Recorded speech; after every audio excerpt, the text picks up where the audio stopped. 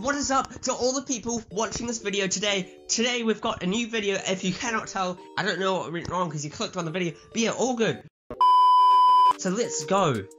What are we going to be doing today? We're going to have another complete quick guide to Hyundai Genesis Coupe. We're going to be talking mostly about the 3.8 litre V6, but if you are interested in the 2 litres, stick around because a lot of it is actually very similar. We're going to focus on both the first generation and the second generation. They're more like facelifts, extreme facelifts, so we want to go an overview, a concise, complete review, a buying guide, you know, what Genesis Coupe should I buy, and common problems to look for when you buy a Genesis Coupe. And then after that, we're going to do a mod guide, and then boom, buckle up your seatbelts, and let's roll the intro.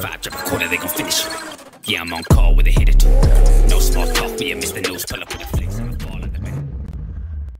So then, let's start with an overview of this rather amazing car. I like it quite a bit. So like I said before, there's 2 generations, or I'd say pre-facelift and facelift. So the pre-facelift went from 2008 to 2012. It's powered by a 3.8 litre naturally aspirated V6, which puts out 306 horsepower, which powers 1,560 kilos, sending it from 0 to 100 in 5.5 seconds.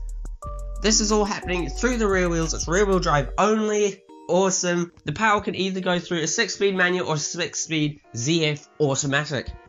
Just a quick fact for anyone, lots of people think the ZF is a BMW only gearbox, like in the new Supra it's the ZF unit.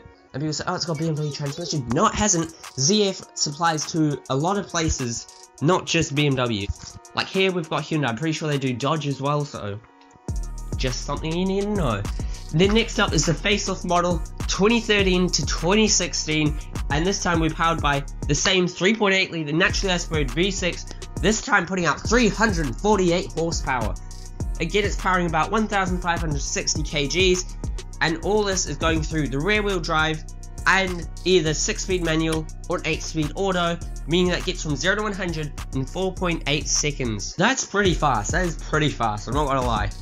Because in its day, it was rivaling the 370Z, the Mustang, and the Camaro. Yeah, but also, it was priced around the same as the BRZ, which makes no sense. You can get either a 3.8 litre V6, 350 horsepower coupe, or some underpowered 200 horsepower BRZ. But anyway, so we'll get into the review, and speaking of the review, here we are. If you are enjoying, please do drop a like. I appreciate it a bunch, thank you so much. But now let's get into the review. Most people take 20 minutes or half an hour to get through this information. We're going to do it in 2 or 3 minutes, I don't know. So let's start with the good stuff then. The sound of it is really nice and throaty for that naturally aspirated V6.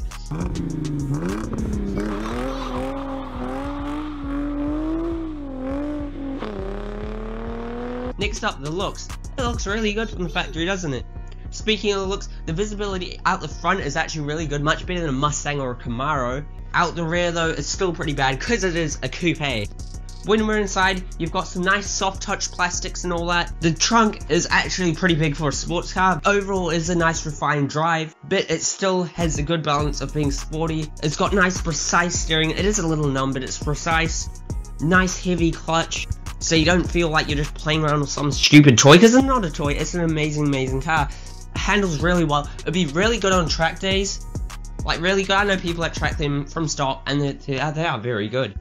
It really is a good balance between a perfect daily and your weekend track toy. It's got the perfect balance of being fast, corner well, and all that, but not completely killing you when you're driving to work. Yeah, it's just a nice balance car. Speaking of balance, the balance between the front and the rear is very nice. Everything just flows together really well. But now let's get on to the bad stuff. The nitty gritty, the fatty clatty, I don't know. But let's start with this manual transmission. It is quite sloppy, okay? It's quite sloppy. You'll probably find yourself missing gears a lot. It's not that fun. But this is different upon each car, so I've heard people say the transmissions are really good and forgiving, and other people say it's not, so I do believe it is on the car. So the interior, the doors feel really cheap, they make an awful sound. It has really good gauges, which would be a good thing. Like, it's got torque gauge, fuel consumption, oil temperature, but the bad thing is the positioning of them. They're way too low. Like, you're not going to be looking at them while you're driving. It's kind of... It could have been something so good, but they failed it. When you're here, the back seat is stupid. It's a sports car. What do you expect? The tech is really bad. You know, it doesn't have reversing cameras, parking sensors, but not reversing camera. What is this? know, 2016 car, no reversing camera. And then the rearview mirror is not good for tall people. Like, you put up as high as you can, and tall people will not be able to see out the back. It's really stupid. And the fuel consumption is bad, of course, being big V6, and you have to run on premium fuel only to get at 350 or 306 horsepower respectively. But that is the review done. Drop a like for it. I've just saved you probably like an hour of watching reviews, and I've just done all that in what, 2 or 3 minutes? I don't know. But yeah, next up is a buying guide. What Genesis Coupe should I buy? First of all, we need to decide, should we buy the pre-facelift or the facelift?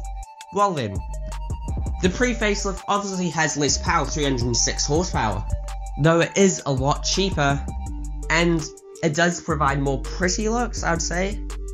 It's a much cleaner looking car than the facelift, but in the facelift, it's got more power though it costs more. I personally prefer the more aggressive looks, but I know people would prefer the cleaner, pretty looks of the pre-facelift, so decide if you want to buy that. Then, the automatic or the manual.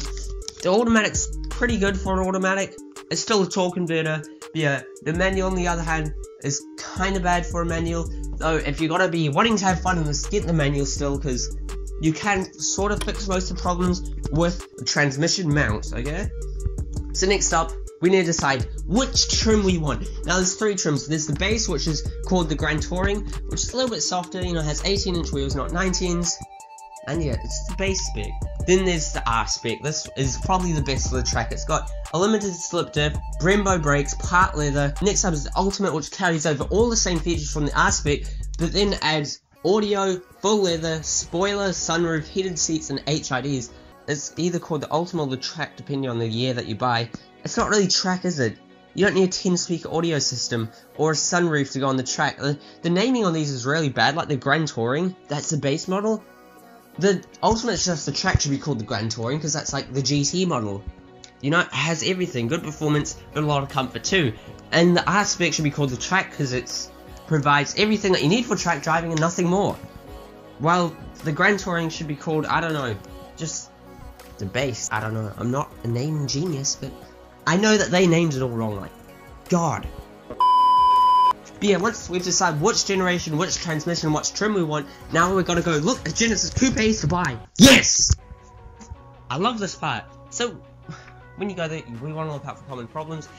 Being a newer car, there aren't too many reliability problems, they're more cosmetic, and yeah, that sort of stuff. So, first of all, the leather on the steering wheel and the shift knob does flake off, even after like 2 or 3 years though. If it isn't, well done, that's very nice, but you could get, you know, a steering wheel cover or something. Next up is the accessories, so the push start, the electronic windows, the key fob, the electric seats. Just see that they all work.